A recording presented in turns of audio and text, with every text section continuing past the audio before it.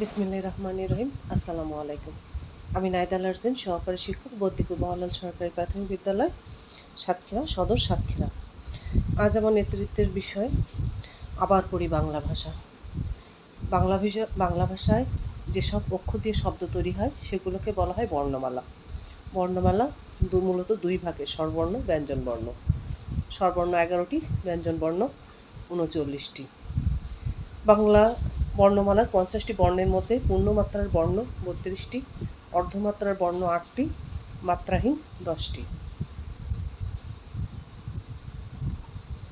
বাংলা বর্ণ লেখার ক্ষেত্রে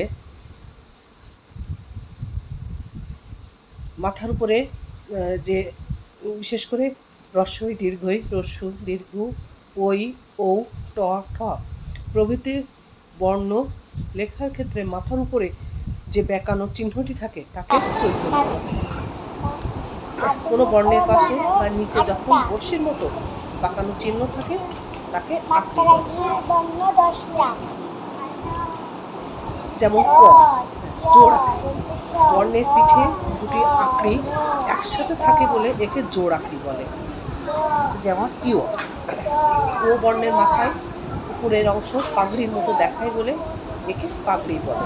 কিছু যুক্তবর্ণ বা বিশেষ গঠনে আঘাত বা তীরের ফলা চিহ্ন মতো যে টান থাকে তাকে বলে ঘাই।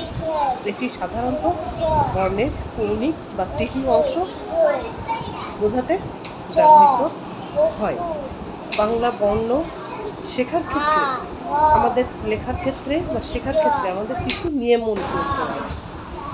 শব্দসহ বজায় রেখে লিখলে হাতের লেখা সুন্দর হয়। এত সময় আমার নেতৃত্ব গল্প শোনার জন্য ধন্যবাদ।